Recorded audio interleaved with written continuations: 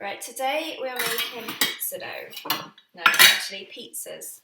Can't call it pizza dough because I'm showing you how to make the actual pizza. Okay, first of all we start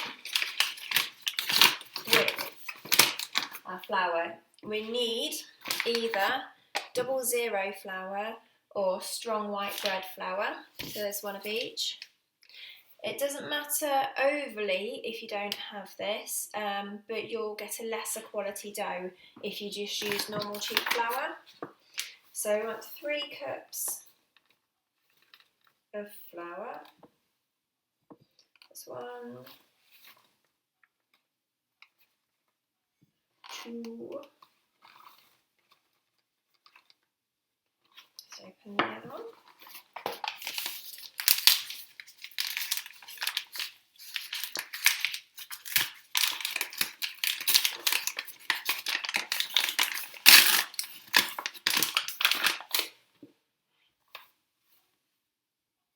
So that's 3 cups. This is a recipe that you need to have plenty of time for. So maybe on a Friday night when you're going to be having dinner later, or on a weekend. Okay, just a pinch of salt.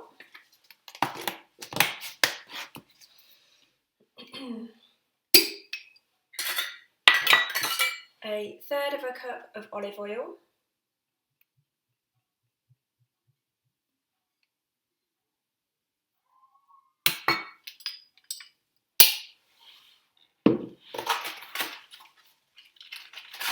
A sachet of yeast.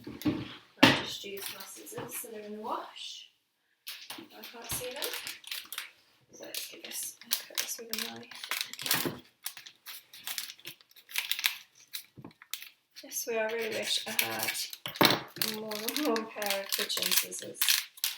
Okay. So doesn't matter how you open it, as long as you open it. 1 sachet of yeast, which is around about 1 and a bit teaspoons, just in case you're using the stuff that doesn't come in sachets. It's just normal yeast. Doesn't need to be special baker's yeast or anything like that. Put that way. That's what I've got. Don't use brewing yeast because it's totally different and it needs to sit for ages. Okay, then we need 1 cup of tepid water. So tepid means not cold, but then not hot either. So I'm going to just run the tap for a minute because my water pressure is so rubbish. It takes me ages, my tap ages. The reason we use tepid water is because if it's too cold, the yeast won't activate, but if the water is too warm, then it will kill the yeast.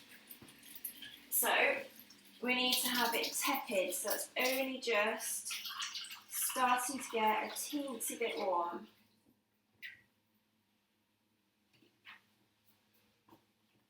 Now we pour that into our mixture, just like that.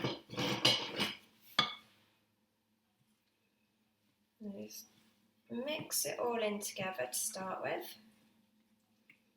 As you notice, I've left the flour and the oil out, and that's just in case I need to add any more liquid or any more dry. Depending on the brand of flour you use, depends on whether or not you need to add more liquid. I don't know the scientific reason behind that. I just know from a person who cooks' point of view that always seems to be the case. I have made this with Tesco value flour in the past and it has been an okay taste. There's been no problem with it whatsoever. And I've also done it with what I've got at the moment, which is McDougall's 00 grade flour. And it's been really nice, really chewy consistency, which is how pizza dough should be. I've never used the Tesco's organic strong flour before, so let's see how it goes. Right, once it's come together, we'll be mixing with a spoon. You then need to knead the dough. This is less messy if you do it in the bowl. You can do it on the side if you want, it's totally up to you. When you knead it, you also get a feel of how sticky or dry the dough is. If it's too sticky and it's sticking all over your hand, add a bit more flour. If it's too dry and crumbly and not picking up all the bits in the bowl, then add a little bit more olive oil. You want to knead it like this for a good while. I'm left-handed, so doing it with my right hand is difficult, but doing it with my left hand is hard because I wear my Fitbit and it'll all go into the nooks and crannies on my Fitbit. So keep kneading it.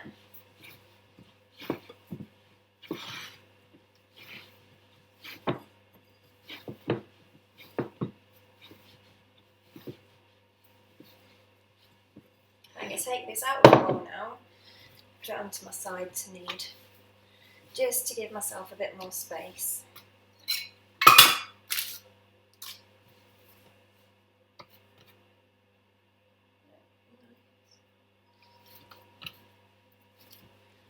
So keep kneading this. We'll be back in a minute because my doorbell's just gone. So I'm back after the doorbell, and we'll just keep kneading.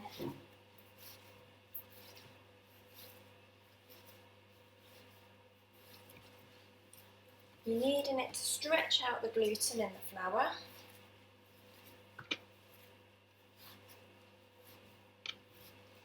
And to make it more chewy and crispy. Okay, right, as the doorbell keeps going. Right, we just need to keep kneading this. I think I said it about 3 times now, but I keep being interrupted. Until it's nice and soft and pliable. So probably in total about 5 minutes.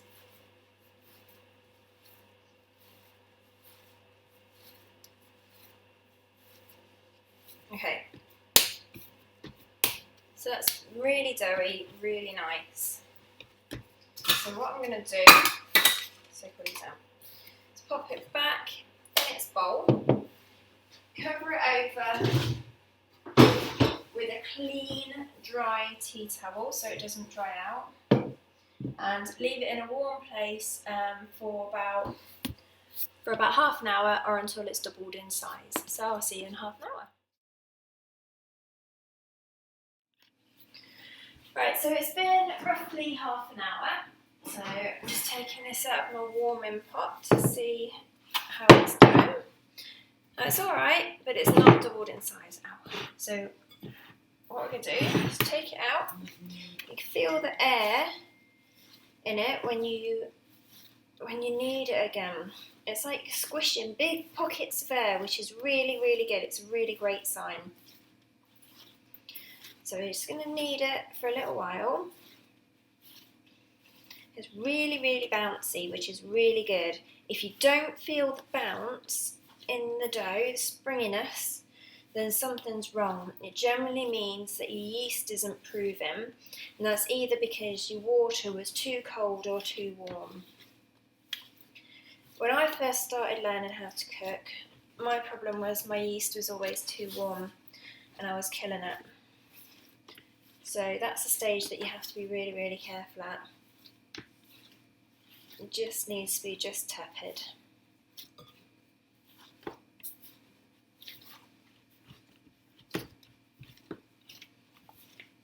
Okay.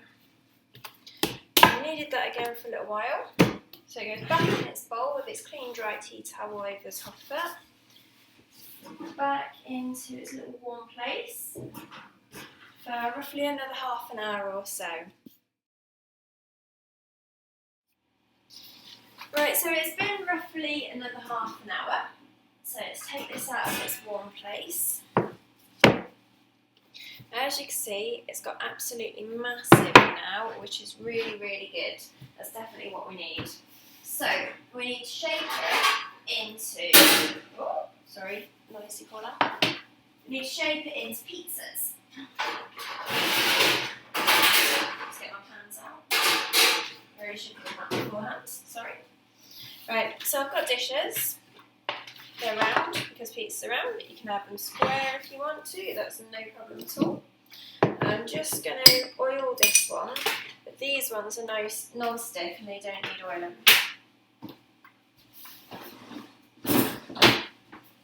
So when you decorate the kitchen, you don't remember where to put things because you don't have real homes yet. Okay, so let's oil this pan so that the dough doesn't stick.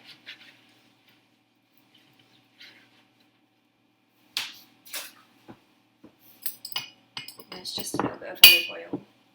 Right. What I've got here is some coarse cornmeal. I use this when I'm making cornbread, but it just gives the pizza dough a little bit of texture to it.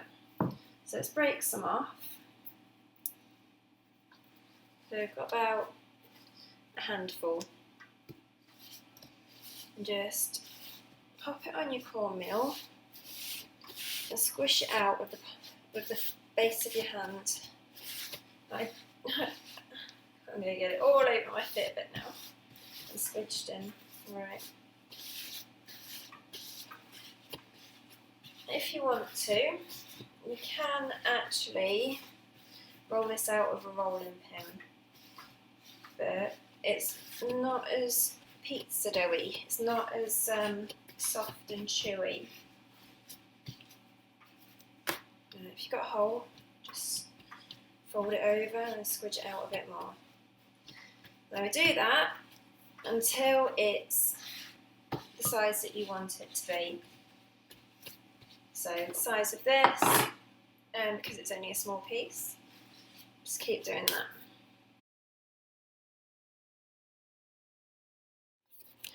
Right, so I've made my 3 pizza bases. What I want to do now is pop them into the oven. So I've got gas mark 6 that's preheated up. And they just need to be cooked for, give or take, 5 minutes. Just so they start to cook a little bit. You don't want to cook them fully, just part bake them. And we do that before we put the toppings on because, oh, there you are. Because otherwise the base is all soggy and horrible. So part bake them for about 5 minutes on gas mark 6. Right, so each of our pizza bases has been in the oven for approximately 5 minutes just to part cook. So in the meantime I've got my toppings ready. I've got tomato puree. Let's move this up a little bit so you can see more. Tomato puree, there we go, thank you camera. Squeeze onto the base. I have got fresh mozzarella, grated cheese,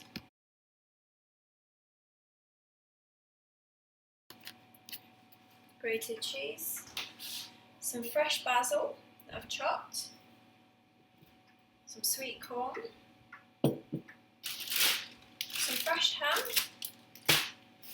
and some German salami. If you can see. Why is the light on this so bad? There we go. Okay, when you're buying salami, don't buy the pre-packet stuff. Go to the deli counter and get them to slice it really, really thin.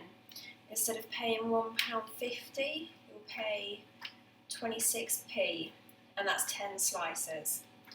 Right, so what I'm going to do, if you want different flavoured sauces, you can mix your tomato puree into a bowl and add salt, or you can add Italian seasoning, dried basil, anything like that. Mix it all together, or garlic even. Mix it all together and then spread it onto your pizzas. I'm just spreading this on with the back of a spoon. I want some more than that, so I'm going to use some of my second tube. This is just normal tomato puree. This second one's Italian tomato puree because I've done so much today. According to my Fitbit, I've actually walked 25,000 steps already, and I don't know how. So I really couldn't be bothered to walk down to Tesco, so I walked to a Co-op instead because it's a lot closer. And I bought Co-op's tomato puree. Yes, that's one. It's still a bit warm.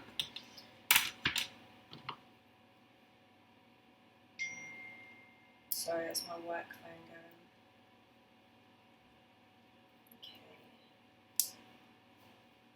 Okay. Do the second.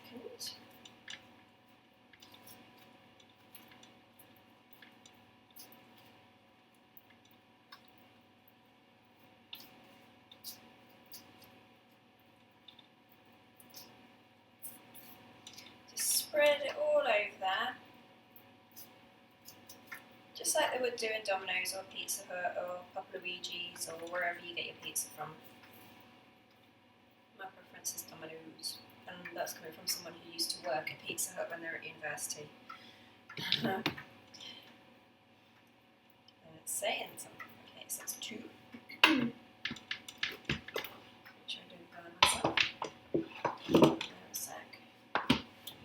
Let's squish my basil.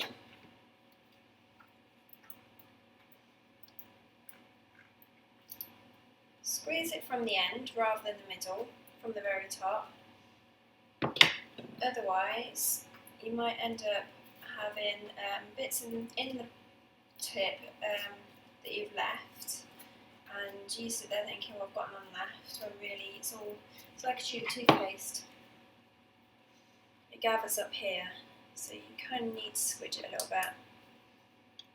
And if it's been in the fridge, it is a little bit firmer. So maybe leave it out to soften up a little bit. I generally end up going through an entire tube of tomato puree if I'm making 3 pizzas like this. Right, so that's the sauce done in each. That's one. Okay, the way I do it is toppings and then cheese. Because I don't do cheese and toppings and cheese, I do toppings then cheese. So I'm going to start with this one. I use fresh basil on this one. Obviously put whatever you like on your pizza. Oh, I'm going to make a spicy one as well.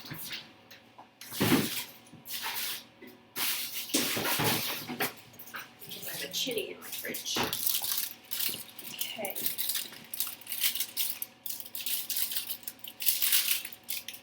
I'm just going to slice up this chilli down this side so you can see. Nice and thinly, nice and sharp now. Because it's going to pizza, I'm not going to use the whole thing. Okay, so I'm just going to go on my little pizza. Maybe a couple more bits. Always remember to wash your hands after you've used chilli, after you've been touching chilies, because otherwise it can be quite painful. You don't want to get an itch in your eye. I use the rest of it. And touch it after you've been touching chilies, because you go around for ages afterwards shouting, my eye, my eye! What did I do? It really hurts.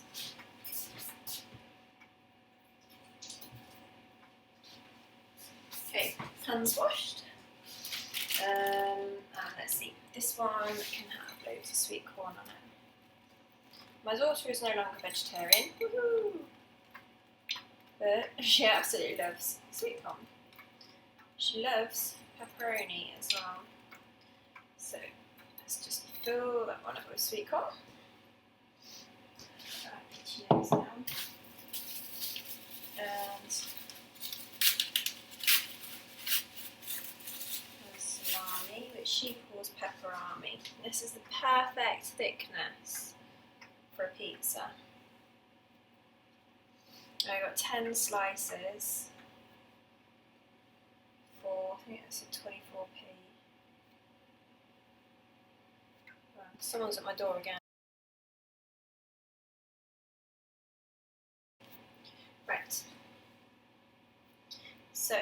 as you see, that one massive pizza, I've only needed, what, 2, 4, 6, 7 pieces of the salami. So I'm also going to put some on this pizza as well. It's a very complex decision. Okay, I've got some ham. This is fresh ham that I slow cooked myself earlier on today. It's actually on one of my recipes. So I'm going to put that on the one with chilli on it. And that big one is going to be half salami, half plain cheese.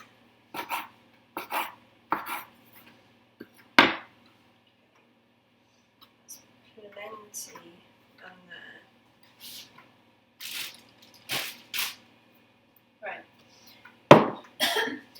I use 2 different kinds of cheeses on my pizzas just because that's what my family prefer. I use fresh mozzarella, but you can use shredded mozzarella if you like instead, pre-grated stuff. Although I don't personally buy pre-grated cheese because it's way more expensive than what it is just for the same amount of cheese in a block. Okay, this does peel apart.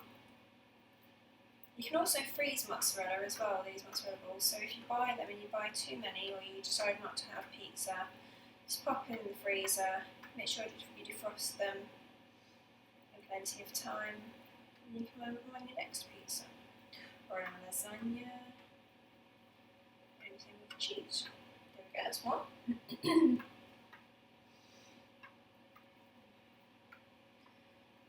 Just peel it.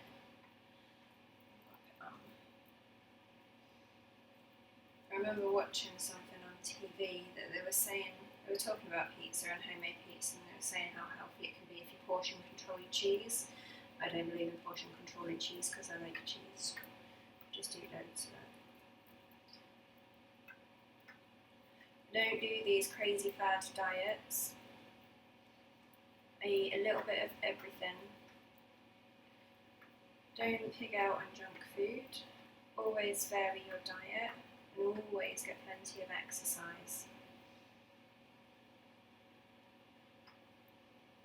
And then you can eat chocolate cake if you want.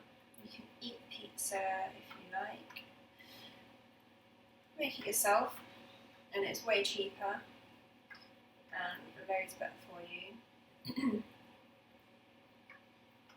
I would say it's just as nice, but in all fairness, nothing beats Domino's pizza. Even my years and years of cooking doesn't beat Domino's pizza.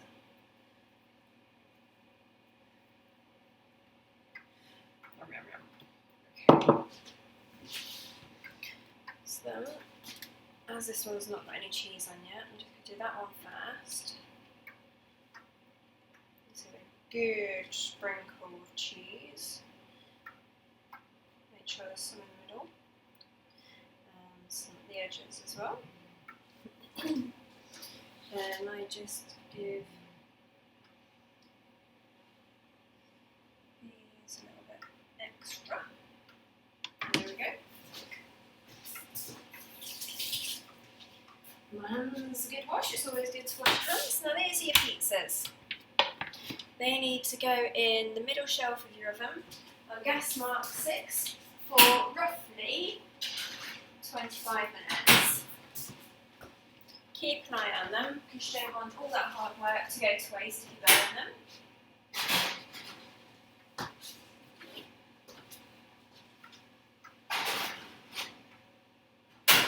But that 25 minutes gives you time to clean your kitchen. Enjoy. Right, these are now ready to come out of the oven. So that's our little one that we made.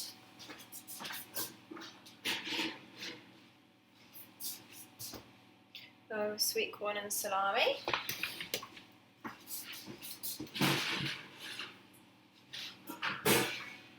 And the one with basil. So we leave these to cool down probably for about 5 minutes or so, let the cheese settle and then you can slice them. Don't slice them when they first come out of the oven, because otherwise cheese will go everywhere and it'll just be a gooey mess. Leave them for just a few minutes and it's so much better. So enjoy.